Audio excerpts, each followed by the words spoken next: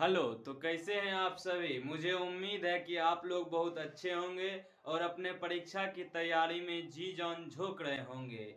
आपको पता ही है कि प्रत्येक वर्ष की तरह इस वर्ष भी ज़्यादातर क्वेश्चन लेखक परिचय से ही हैं और बहुत सारे बच्चों ने लेखक परिचय को नहीं देख कर गए थे, इसलिए उनको लगा कि 2026 का क्वेश्चन बहुत हार्ड पूछा था। लेकिन अगर आप लेखक परिचय बहुत ही गंभीर रूप से पढ़कर जाते हो तो आप भले कहानी पढ़ो या ना पढ़ो, लेकिन लेखक परिचय आप पढ़कर जाओगे तो आधा से ज्यादा क्वेश्चन यानी कि किताब से रहता है 40 और व्याकरण से 60।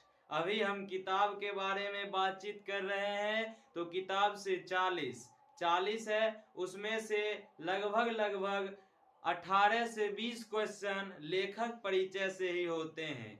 नहीं विश्वास है तो आपके पास क्वेश्चन बैंक होगा, उस क्वेश्चन बैंक में देख लीजिए। तो आज की क्लास है हमारा लेखक परिचय, मछली कहानी के लेखक परिचय के बारे में। तो बिना समय गवाए हुए हम अपने इस क्लास को अब स्टार्ट करते हैं। तो चलिए देखते हैं। आज है हमारा कहानी मछली, जिसके लेखक हैं विनोद कुमार शुक्ल। विनोद कुमार शुक्ल मछली कहानी के लेखक हैं। ये आपसे बिहार बोर्ड पूछता है कि मछली कहानी के लेखक का क्या नाम है। 4 गो ऑप्शन दे देगा, आपसे एक बताने के लिए पूछेगा, तो आप कहिएगा विनोद कुमार शुक्ल। ठीक है। इनका जन्म कहाँ हुआ। इनका जन्म हुआ राजनंदगांव छत्तीसगढ़ में। आपसे पूछेगा कि विनोद कुमार शुक्ल का जन्म कहाँ हुआ, तो आप कहिएगा राजनंदगांव छत्तीसगढ़। तो इनका जन्म कब हुआ, आपसे पूछा जाएगा कि विनोद कुमार शुक्ल का जन्म कब हुआ, तो कहिएगा 1 जनवरी 1937 ईस्वी।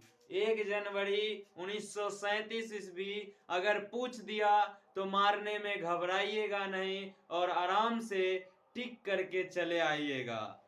तो अगला क्वेश्चन है, वे इंदिरा गांधी कृषि विश्वविद्यालय में एसोसिएट प्रोफेसर रहे थे।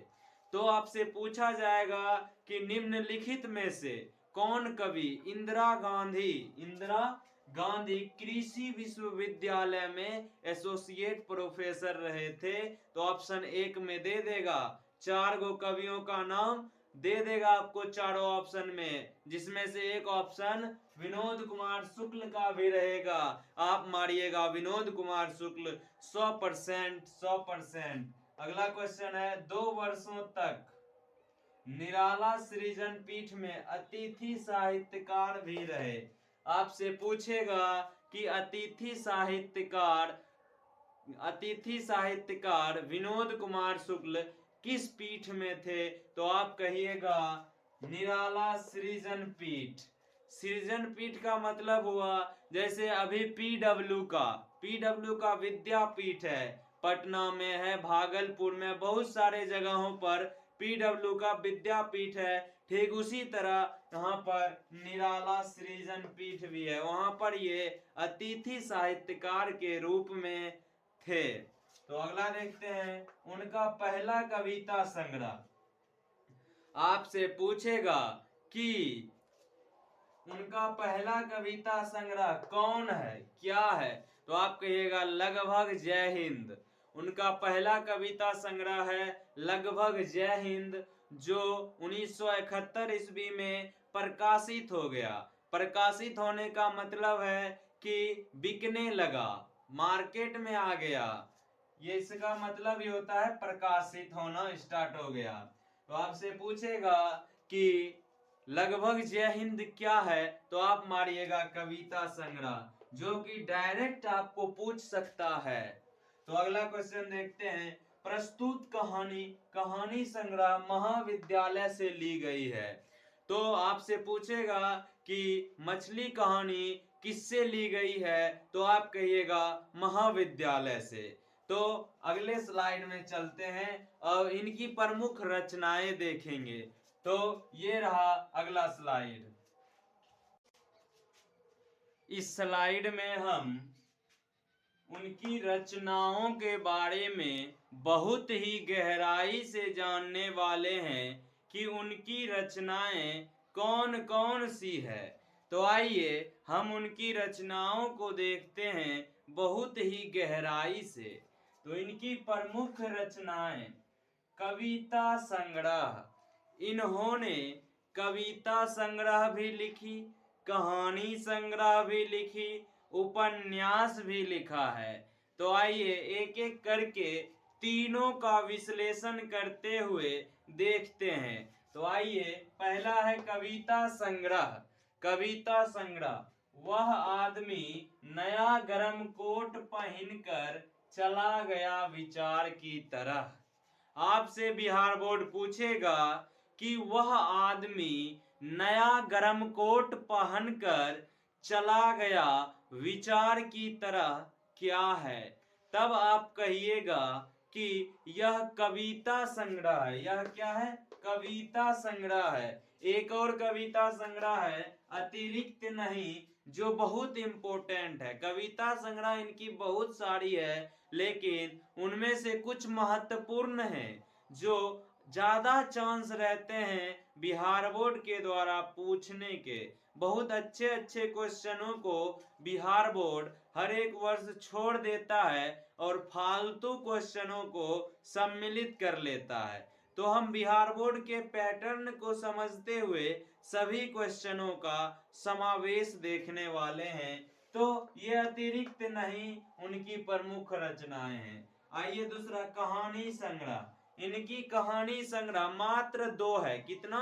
मात्र 2। इनकी कहानी संग्रह कितनी है? मात्र 2 है। पहला है महाविद्यालय, जिससे मछली कहानी लिया गया है। महाविद्यालय पहला, और दूसरा है पेड़ पर कमरा। आपसे पूछा जाएगा पेड़ पर कमरा के लेखक कौन है, तब आप कहिएगा विनोद कुमार शुक्ल। अगर आपसे पूछेगा पेड़ पर कमरा क्या है, तो कहिएगा कहानी संग्रह। तो आइए तीसरा पर चलते हैं, उपन्यास। उपन्यास, इन्होंने उपन्यास मात्र 3 लिखी है, जो इस प्रकार है कि नौकर की कमीज बहुत इंपॉर्टेंट है 10th और 12th दोनों के लिए। नौकर की कमीज बहुत इंपॉर्टेंट। नौकर की कमीज, खिलेगा तो देखेंगे, VVI कर लीजिए, आज ही याद कर लीजिए। खिलेगा तो देखेंगे। जो पढ़ाई होगा शुरुआत में होगा, अंतिम में तो बस टाइम तुरंत पास हो जाता है।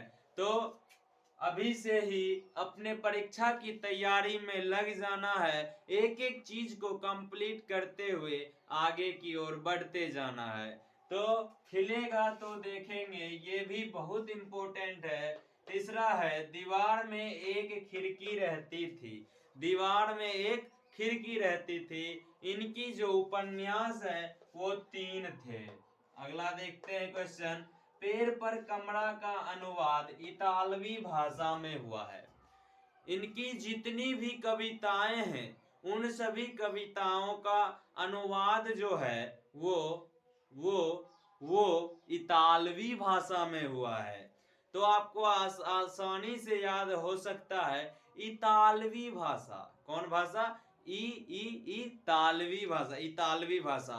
तो आपको याद करना होगा पेड़ पर कमरा का अनुवाद इतालवी भाषा में हुआ है, तथा जितने भी इनकी कविताएं हैं उनका भी अनुवाद इतालवी भाषा में हुआ है। आपको अब याद हो गया होगा इतालवी भाषा। आइए दूसरा देख, नौकर की कमीज उपन्यास पर मणिकौल के द्वारा फिल्म बनाया गया। आपसे पूछ देगा कि नौकर की कमीज पर किसके द्वारा फिल्म बनाया गया, तब आप कहिएगा मणिकौल के द्वारा।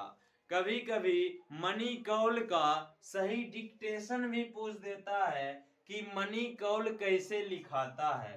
तो आप यहाँ पर देख लीजिए, मणिकौल ये सही लिखा हुआ है। एक बार पूछा था बिहार बोर्ड कि मणिकौल, पूछा था कि इनमें से कौन सा शब्द शुद्ध है, तो उसमें एक मनी कौल भी था, जो कि सही ऑप्शन था, के द्वारा फिल्म भी बनाया गया है। दूसरा देख लेते हैं। विनोद कुमार शुक्ल 20वीं सदी के 7वें 8वें दशक के कवि हैं। आपसे पूछेगा कि विनोद कुमार शुक्ल किस सदी के प्रमुख कवि हैं, तो आप कहिएगा, आराम से कहिएगा, ज्यादा घबराइएगा नहीं, घबराने से अक्सर गलतियां हो जाती है। तो आप कहिएगा 20वीं सदी के। किस सदी के? 20वीं सदी के। हमारा इस चैप्टर का लेखक परिचय 2 स्लाइड में खत्म हो गया, और यहाँ पर आप देख सकते हैं, और इनकी कुछ प्रमुख बातें हैं जो मैंने ऊपर लिख दिया है यहाँ पर जगह कमी के कारण। तो अगला है रघुवीर सहाय स्मृति पुरस्कार। इस कवि को 3 पुरस्कार मिले हैं, 3 पुरस्कार। पहला है रघुवीर सहाय स्मृति पुरस्कार, दूसरा है दयावती मोदी कवि शेखर सम्मान, और तीसरा है साहित्य अकादमी पुरस्कार। तो इनको ये सभी पुरस्कार किस किस वर्ष मिले हैं, इनके बारे में जानते हैं। काहे कि इस क्वेश्चन को इम्पोर्टेंट क्वेश्चन माना जाता है, क्योंकि ये लेखक परिचय के अंतर्गत आता है ना।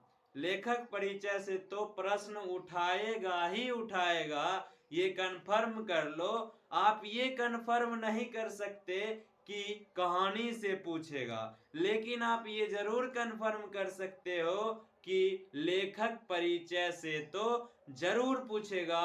या तो इसके माताजी का नाम पूछेगा, किसी भी कवि का या तो जन्म स्थान पूछ देगा, या उनकी रचनाएं पूछ देगा, या उन्हें पुरस्कार कब मिला वो पूछ सकता है, तो या लेखक का नाम पूछ। तो इन सभी बातों को ध्यान में रखते हुए आप अपनी परीक्षा की तैयारी में लगातार बढ़ोतरी कीजिए और अपने माइंड को याद करने के लिए प्रेरित कीजिए। तो रघुवीर सहाय स्मृति पुरस्कार इनको 1992 ईस्वी में मिला, 1992 ईस्वी में। साहित्य अकादमी पुरस्कार इनको 1990 ईस्वी में मिला, और दयावती मोदी कवि शेखर सम्मान 1997 ईस्वी में मिला। तो आप लोगों को अच्छी तरह से ये पूरा संपूर्ण लेखक परिचय समझ में आ गया होगा। अगर आप इस वीडियो को 2-3 बार देख लेते हो तो आपको बाद में देखने की जरूरत नहीं पड़ेगी। आप लोग ये वीडियो सेव करके रख लो, ताकि आप एग्जाम टाइम में आसानी से देख सको। तो हमारा लेखक परिचय, इस कहानी का लेखक परिचय अब होता है खत्म। मिलते हैं ऐसे ही मजेदार किसी और वीडियो में। तब तक आप बने रहे हमारे साथ। यदि कोई साथी सब्सक्राइब नहीं किए हैं तो सब्सक्राइब कर लें, ताकि मेरा अगला वीडियो आप तक सबसे पहले पहुंचे। तो धन्यवाद।